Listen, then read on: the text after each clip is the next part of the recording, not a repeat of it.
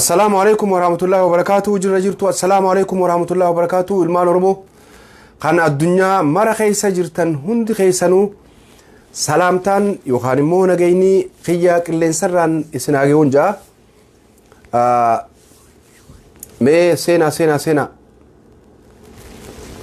سينا قاعد يبي يريفو تناديفه ما سينا بريك يا سينا الشير ولي قرا سينا دا سينا المال رمو خنا الدنيا مرة خيس جرتن سلامتان تيجا مجري خيسان إسناجيسو سلامتان تيجا مجري فيك اللي خيسان إسناجيسو بكجرتنتي أورمو ربي برخيس أمني ربين برخيسو الأبيتي أورمو ربي برخيس وان أمني برخاك أبو قرأتشو دندو قرأتشو دندم نتيتو أك خرم عليه دي مملي أمني الدنيا تنا رب برخا لبي أورمو ربي نمو نبرخيس خانم فيت آجرن خانم جيس آجرن خبيجا باس آجرن برخا ربين خيسا خاي ربين برخا خيسا نوخاي نتي لالو تخيني خيسا برخا نوخاي أورمو لالوني أورمو دا برخا كبا برخا خيسا نوخاي ورا مدافن فيت أودد دبي ورا طيار فيت أودد دبي ورا هيدان أجيتشام فيت أودد دبي ورا دكمني فيت أودد دبي ورا هيدان فيت أودد دبي ورا مدافع فيت أيار فيت أودد دبي برخا ربين إلمان أورمو سيف كنّي تكّا إبدوبة ديبته مالف ربين أكنا برخا ناخني مالف أكنتي نهد دميسة مال أمني وني قولة شو تدبي أبين يانين وهندان وني قولة شو تدبي برخا شو ندمينا أما سلاويانين يخان تي بي لف برخا قباتي موتوما إثيوبيا تنديته لو تسافر لوركتي osoo barakaa qabaatte dheengadda qeeroon fuutee cittiin galchitu barakaa jechuun humna jechuu humna qabnu kafirratti hin beene soo saniifuu seenaa waan ajjaa arraa mata duree yookaan immoo ijoo dubbiidhaa mata duree dubbiidhaa lama sadii qabna sadeen irraa namoota keenya ilmaan oromoodhaa kan addunyaa mara keessa jirtan warreen harka qaqalleeyyiin ta'in warreen harkaa qabdan jechuun warreen internet fayyadamuu dandeessan warreen telefoonaan internet miidiyaa adda addaa dhageeffachuu dandeessan gorsa isinii qabnaa jechuudha. Kanneen internet yookaan immoo waan adda addaa qabaatanii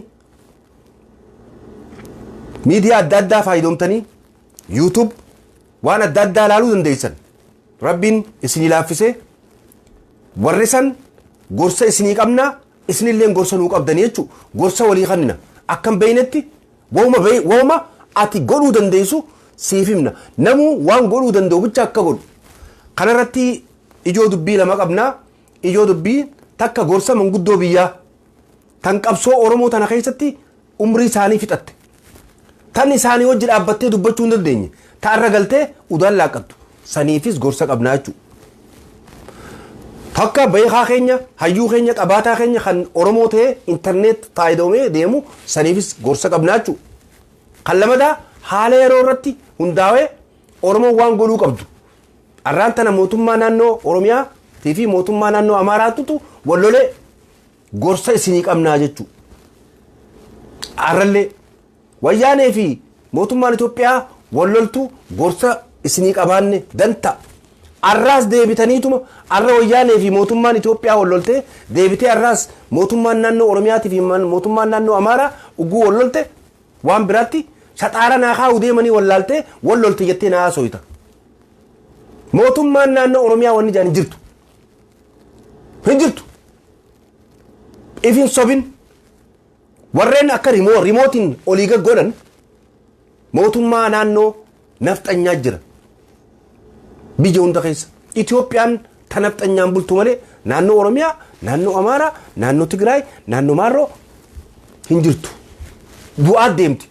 Arkita amma warreen qabsoo godhuu baran daggalaggalanii warreen kaleessa nu fixan warreen dargii cabsan warreen adda bilisummaa Oromoo biyya keessaa silaa gargaaruu dhiisanii federaalizummaa uufuudhaaf tan amma seenawan tana silaa gaafa adda bilisummaa Oromootiif qooda kaa'urra tureef baga cafa qaban adda bilisummaa Oromootiif Oromoon karaa biraatiin humnootee biyya irratti abbaa taati yookaan immoo mata duree dubbii sadeen tana qabnaa jechuudha.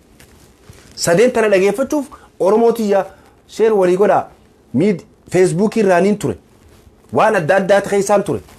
Miidiyaa adda addaatii fi hujuma adda addaa keessaan ture. Warreen hordoftoonni gaa akkuma gartee loon yookaan immoo beeyladaa uudaa yookaan immoo citaan eeduutti bikka citaan san hin jirre keessaa yaati beeytaa beeyladaan.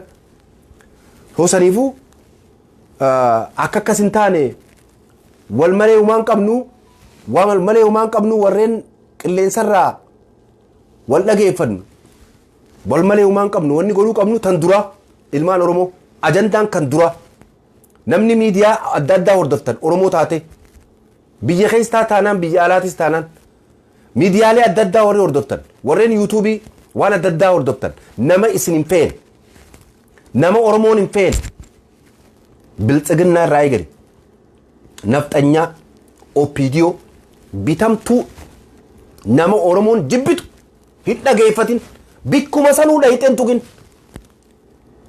niin dhageeffadha jettee isaan viiyuu isaanii oliin dayin niin dhageeffadhaa niin laala jettee kanamaa keessatti illee sagalee biraatii yoo dhageeffatte akka isaan bu'aan qabaanne godhuu qabda malee aboo xiyyaan dhawo jettee ifittiin dhayin xiyya puush gooteechi xuuxee viiyuu isaa hordummeessitee akka inni yuutuub irraa maallaqa harkatuun godhin akka inni deeggaramuun godhin niin jibba jechaa afaanii naasayin warreen waan kana gootan hin balaaleffatina warreen viiyuu namaa viiyuu diina Oromoodhaa viiyuu bitamaa abbaa garaa guddiftan waa'ee Oromootii fi sabboonummaatii fi biyya teenyaa fi jinni dhiisa. Tanaafu warri hin beeyne een beeytan nutis akkuma keessanitti way beeyna Facebookii fi maarree namni walii himee barata walirraa barata namni garaa haadhaatti waa baruun jiru waan hin beeyne hin beeku waan beektuun hin beeka ammoo waan diina kee gabbisu hin godhin haga dandeessu kana wanni ati dandeessu namni waan kana waan warra internet qabaattee Facebookii fi YouTube waan adda addaa miidiyaalee adda addaa warra diina kee gabbisu akkana jettee subscribe godhuun waan guddoodha. Subscribe fi share godhuu fi like godhuun waan guddoo achumaa ol eexee ilaalin rakkoo fiddi bika gartee inni viiyuun harkanneen tuqa jettee bika biraa tuttuutee viiyuu isaa guddiftaa jechuudha. So sanaafuu stay away jenna irraa fagaadhu hin godhin nama jiraa ajjeesuun jalaa callisu abbaa fedhe taanaan jiraa ajjeesi jalaa callisu maaliif jiraa ajjeesuun jalaa callisu abbaa fedhe taanaan nama siyaasaa taanaan nama wahuma fedhu miidiyaa irra bahee haasa'u wahuma fedhe miidiyaa irra bahee godhu nama ati hin feene nama Oromoo dura dhaabbatu nama Oromoo gurguru nama bitama subscribein waan guddoo sharein waan guddoo likein waan guddoo achumaa hin dhaqin wahuma isaa manuma isaatu viiyuma isaatu hin dhaqin nama ajjeefnaan jiraa ajjeesuun irraa callisu. So saniifuu jarri Facebookiitis viiyuu isaatti hin harkatu bikka biraattis waa hunduma keessattuu akkas jiraa ajjeesuun jalaa callisuudha waa takka hin harkatu jechuudha. So saniifuu akkas goota kana itti fayyadamuun sabboonummaadha jechuudha.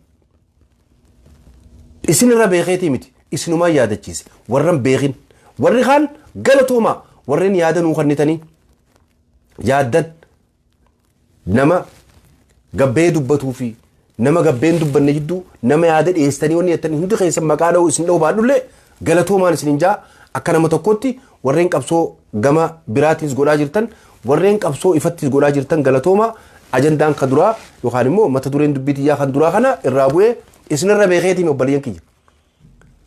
Anuu namaan na yaadachiisa waan hin beekne wal yaadachiisuun barbaachisaa osoo hin beekuutiin gizee gargarii gizee naa dhufte dubbatta gizee siin dhufne immoo kuni kutti akkasii yoo wal yaadachiifte waan hedduu goota.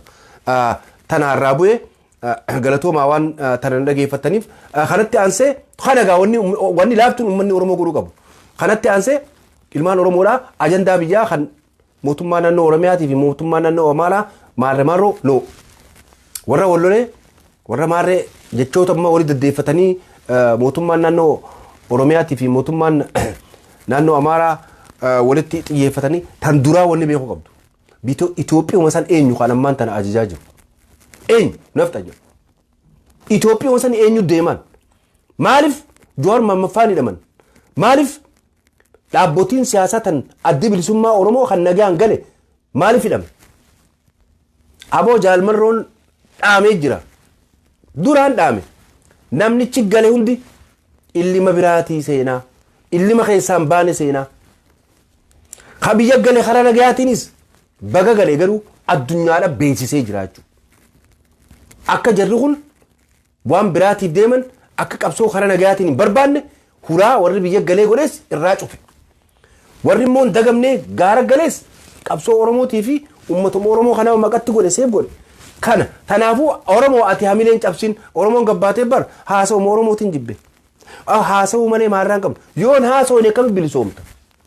Yoon qabsoo'n akkami bilisoomta. Hay. Waan takka gooteeti waan sani baata. Wanni takka wanni mana tatteessee sii dhuftu hin jirtu. Nurraa dhiisaa. Dhiisaa qabsooma Oromoo haasa'uu dhiis noo hin jirtu wanni kasii. Saaniifuu Oromoo hamileen cabsin qabsoota itti fufi. Obboleeyyan kiyyaa sheer godhagaa maali sheer godha sheer godha hamileen cabsina obsoo Oromoon qabsoon Oromoo duruu hamileen cabsine gaafa goota keessaatu arraan tana waan dagamte waan badii goone badiirraa barata namni badiirraa barachaa qabsoora dhufa don't give up hamileen cabsin Yes, hamileen cabsin qabsoorraa badiirraa baratta itti deebita. Daddeebii keessa haanni dhagaa mure. Osuma kanatti dagamnuu, moohamnuu, qabsoo numa goonuu, dagamnuu, moonuu, osuma kanatti qabsoo dagamnuu, ammaas moonuu, osuma qabsoo osuma dagamnuu lafaa kaanee qabsoo goonuu, osoo moone jechuu kiyya. Qabsoo lafaa kaanee qabsoo goona. Ni dagamna, ni kufna. Itti deebina ammaas qabsoo goona, ni tottaafanna. Yeroo teenyaa gubate. Yeroo teenyaa gubata malee qabsoo dagamtee nyaadhamuuf hiraartee qabsoon ibboodas hin deebisin hamilee cabuun ibboodas hin deebisin tanumaan siidhaaman obsan maal taatan obsan bilisooman obsan warrooman obsiyaa onnee obsan warroomanii Ali Birraan obsiyaa onnee obsan warroomanii wahallee nyaatan malee wahalleen dubbatanii obsiyaa onnee waa'ee jaalalaatii miti ati ofeete jaalalatti hiikan obsi onne obsi yaa garaa kiyya obsan warroomanii obsan bilisoomanii yoo jee nijjeesan gaafas gabbeeti akka nama jaalalaaf akka nama onneef wallisu obsi yaa onnee obsan warroomanii wahallee nyaatan malee wahalleen dubbatanii obsiyaa onnee jee Ali Birraan jiraachuutu irra wayyaa akka taatee fittuu sissiqaa gobaanaa jaa'an maqmaaqsattu wallee jaalalaa seete wallee qabsoo tan ajaa'ibaa tan hamileen cabsin ifatti baataa jettu rabbiin umrii haa dheereessu Dr. Ali Birraan amma galee biyyarraay bikka wal'aansaarraa galee akkana ye'ee yeroo sannuudhaa mi'aamata meeqaan tam dura gaafa dukkanaa yoo waan kana hiikan kara 3 fi 4tti namni walaloo baasu kara 3 fi 4tti akka hiikamtutti baasaa jechuudha jecha tokko kanuma kana daayirektii kamma wallisteetuma ka'i biyyatiyarraa battettee kana wallistu osoo hin ta'in innaa jechoota Oromoodhaa bikka 3tti akka inni hiikamu maqmaaqsa akka inni bikka 3tti hiikamu wallisaa turte jechuudha rakkoon. Jechoota oguu walaloo baafattu ogguunii fi namni si gaafatu akka sadiitti hiikamutti baafta akkanuma daarektii hiikoo osoo hin ta'in. Saniifuu qabsoon san keessa dabartee as geesse arra daarektii walaloo baaftee dubbachuu dandeessa. Arra daarektii qabsoo godhuu dandeessa. Garaa keessatti lafa jala godhuu hin dandeessu. Saniifuu jiraachuutu irra wayyaa akka taateefittu sissiqaa goobana ja'an maqmaaqsattu kuni waan takka irraa barataa jechuudha. Obsi yaa onne obsan warroomanii waallee nyaatan malee waallee dubbatanii akkas. Warri biyya keessaatiif kun warri biyya alaa qoodarraa fudhadhaa. Saniifuu akkana jeetiin wallisaa ture Dr. Ali Birraan rabbiin umrii isaa dheeressu rabbi fayyaasaa itti haida'uuf akkuma wayyaa'ee galee kanatti rabbi fayyaasaa itti haida'uu fi du'aa goonaa fi namu silaa danda'amte Oromoon silaa danda'amte namu silaa danda'amte namu silaa danda'e an silaa danda'ame nama umrii namu kannee fi jiraachisu jechuudha. Namuu taasaarraa sheer godhe hoo tiyyarraa cinaa sii mure tiyyarraa hagana sii mure tiyyarraa hagana sii mure jedhanii nama jiraachisan nun taane malee gaa. Saniifuu Ali Birraan ammallee jabaa strong sagalee xiyyitii qulus jechuun namayyuun dargaggeessaa fi dullachaa fi dargaggeessaa fi jiddu jireessan qabdu. Dhukkubuun wal dhukkubsachuun xulusiin ni jirti. Rabbi umrii haa dheeressu jabaadha du'aa goonaa fi tanumatti raabuunaa Oromoo qabsoo godhuudhaaf falmadda.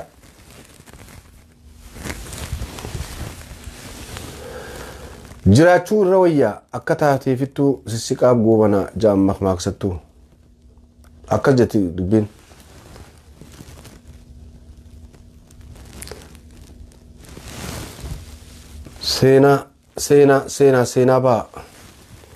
Seenaa baa Dr. Ali Birraa rabbiin umrii si haa dheeressu fayyaa teetu du'aa goona bika jirtu.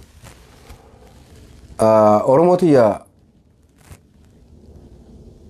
ajandaan keenya kasadaffaa maali?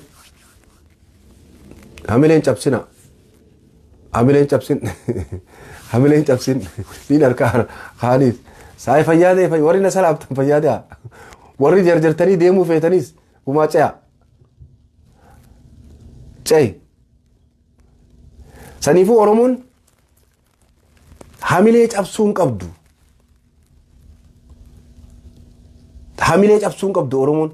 Saniifuu ta ajandaa waa'ee biyya keessaa tan gandaa nafxanyaa fi sirna nafxanyaa kan naannoo Amaaraatii fi naannoo Oromiyaa jedhan bulchiinsa naannoo Oromiyaa kan Itoophiyaa tana keessa jiru bulchiinsi naannoo Oromiyaan jiru feekii. Oromoo nagaya barbaaddu hidhaa. Oromoon arraan tana biyya keessatti nagaya qabdu tamtu jira. Jawaar Mohaammed nama najjeefne. Jawaar Mohaammed biyyattii irratti abbaa ta'uuf mee hawaasa kiyyaa fi hawaasa kiyya kanaa fi hawaasa kee walitti gadhiifna naa fi ati hawaasa keenyatti haa wal gadhiifnu eenyuturra jaalataa eenyurra jaalatanii eenyu filatanii haga namoonni jiyoonni biraan jiru filmaataan addi bilisummaa Oromoo filmaataan abbaa feete mooti. Addi bilisummaa Oromoo maqaan adda bilisummaa Oromoo jiru. Maqaan adda bilisummaa Oromoodha. Namni adda bilisummaa Oromootiin bakka bu'e jeechehuu biyya san daara ni nyaata jechuudha. Maqa hawaasa Oromoo kanaatu hundi isaanii adda bilisummaa Oromooti. Kaayoo Oromoo adda bilisummaa Oromooti kaayoo Oromoo jiraachisuuti. So addi bilisummaa Oromoo abbaa feete dura dhaabbattus ni mooti jechuudha. Ati immoo adda bilisummaa Oromoo hooggantoota adda bilisummaa Oromoo kan babbadii dalage fuuteeti adda bilisummaa Oromoo xureessita. Adda bilisummaa Oromootii fi hooggantoota adda bilisummaa Oromoo adda godhi. Addi bilisummaa Oromoo qeeroon deemtuun hooggantoonni karaarraan dabin deemuuni maqaan adda bilisummaa Oromoo biratti number 1 abbaan fedhe Itoophiyaa san keessatti challenge godhuu hin danda'u adda bilisummaa Oromoo. Tana jala muri. Feetu turi, feetu dafi. Gaafa silaa kafaa ofii adda bilisummaa Oromootii fi kafaa of warri beekun cina cinaa ta'anillee gaafa walitti ida'aman warri akka mixiitti dachii guute san maal Itoophiyaa baanan san namni harkaa qabu hedduminaan akka galaanaatti adda bilisummaa Oromooti uummata Oromooti jechuudha. Adda bilisummaa Oromoo jechuun bara uummata Oromoo jechuu bara. Namni gariniif an adda bilisummaa Oromoo keessa seenee siyaasaa san nagaan gaggeessuu dadhabee yoon babadii godhacha keessa isaan kuta. Ammoo adda bilisummaa Oromootii fi Oromoon bikkuma san jirti. Kaayoodha. Addi bilisummaa Oromoo kaayoo Oromoo gaggeessiti. Kaayoon Oromoo biyyasii irratti abbaa ta'uudha. Na dhiigammadaan na barsiise. Abbaa feete keessa seenti.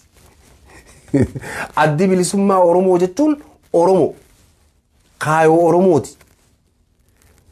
Ka keessa dhufe. Ka tole ni tola. Ka badee daddabe ifiif keessaa kuta.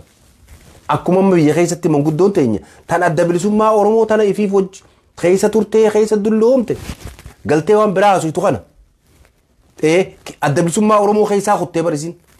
Addi bilisummaa Oromoo bikkasuma jirti. Oromoo dharee. Si galee.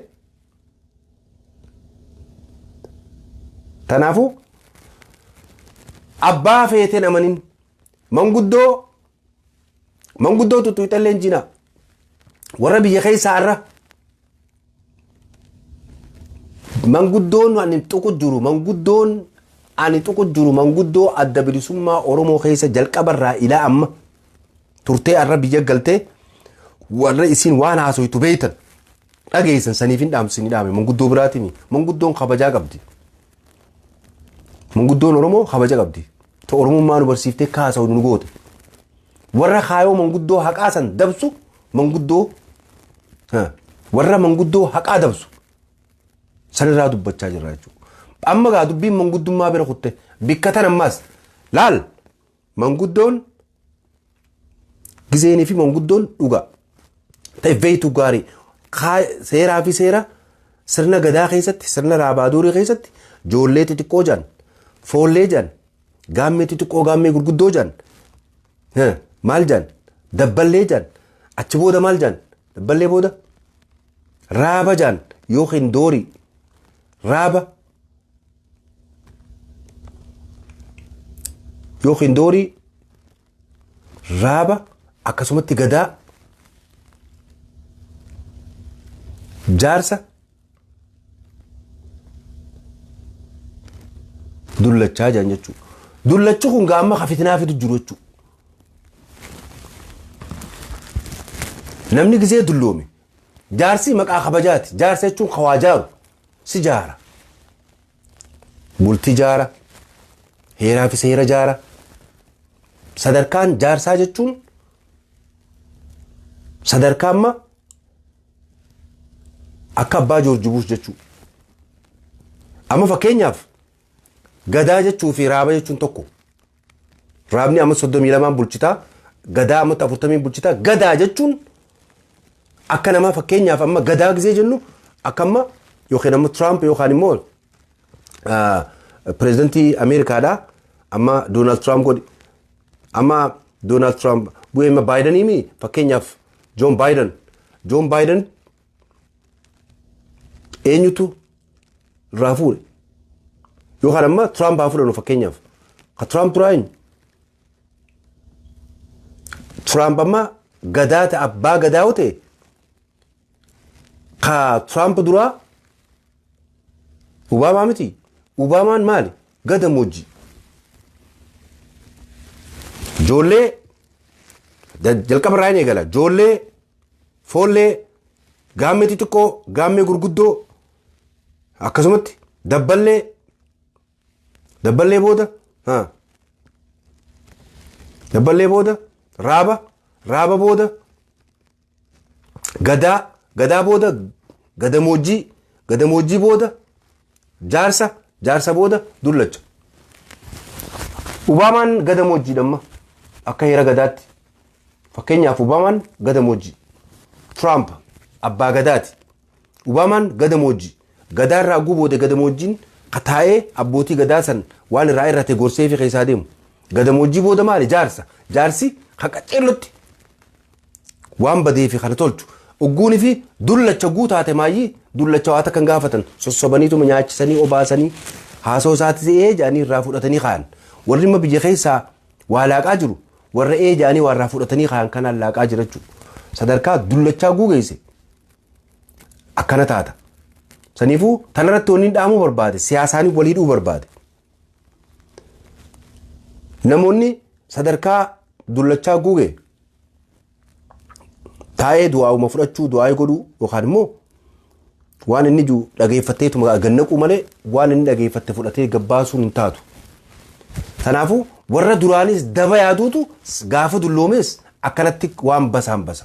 Warri duraan daba yaanne warri dur daba yaanne deeminsa kana keessattis ilaa haga maayyitti nagayaa dubbiinsaa.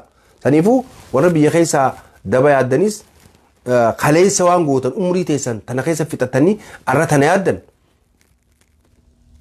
dubbiin teessan warra maayyiin isaanii tolinii janna jechuudha. Warri maayyiin isaanii toltu warri kaleessa balleessee arra tolche maayyira tolche sani karabbiilleen jaalatu sani kan bu'aa sabafiitii fi waa hundaaf illee fidu warreen ammoo tolchaa dhufee maayyira balleessu maayyira balleessee akka manguddoo tanaa dubbii harka uummata Oromoo harka godhu dubbiin isaanii hin toltu jennaani akkasitti dhaamsa keenyaan kanarraa kanneen fafakkaataa sanaafuu Oromoo wanni dhabamneef guututti bikka biraatii waa godhaa jirra hamileen cabsina namni hamilee cabsan jiru ammoo Oromoon ilmaan Oromoo kanneen biyya alaa keessa jirtan mataa xiyyaanaan gafi hiriirri Oromoon bahuu qabdu silaa arraan tana ture kan addunyaan hundi baatii 5 dabre hiriiraa fi waan hunda godhaa turre arraan tana immoo waan sanirraa booda jechuun akka nama tokkotti mataa keessa nu yaa'aa jirti jechuudha. Namoota hedduu dubbifnee jirra hiriira bahuun dirqamaa jechuudha. Obboleeyyan kiyya. Maaliif daleedee gaffa zalam namaa dhiisu TPLF dheengadda amma 30 fi amma 27 fi amma 30 geesse amma 27 amma 28 ilmaan Oromoo dhiiga xuuxaa turte. Arra qabsoo isaanii qabsoo haareet deebiste qabsoo gaaraat deebite harkaa deebite qabsoo gaaraatti harkaa deebite qawwee isaan qabanii fi sossoo isaan qabaniif addunyaan dhageessee jirti.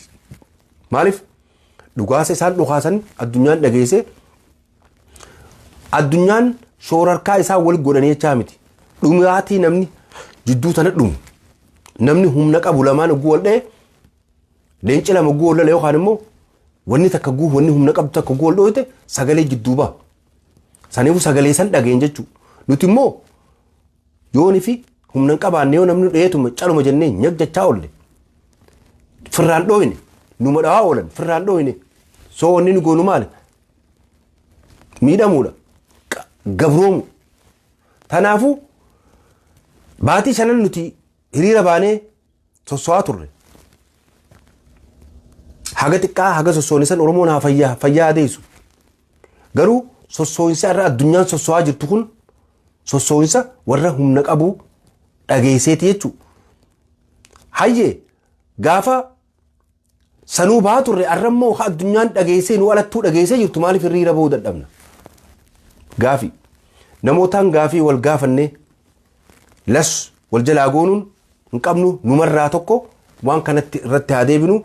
Namootaan ilmaan Oromoo maaliif warri biyya alaa jirtan maaliif hiriira bahuu dhiiftan jettan haqa qabdan ammoo afaaniin gaafachuu bichaa osoo hin ta'in warri gaafachaa hiriiraas bahaa ture haqa qabdan warreen ammoo tatteessanii ifii tatta'aa ilmaan Oromoo qomattan ati wayuttuun jirtu nuttuun dubbatinii jenna jechuudha.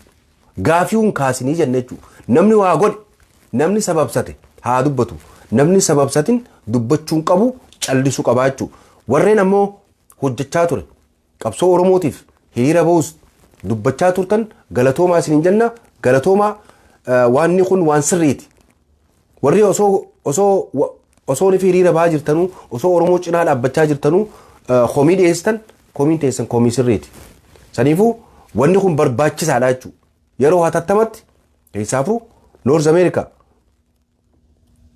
gabbaatanii walitti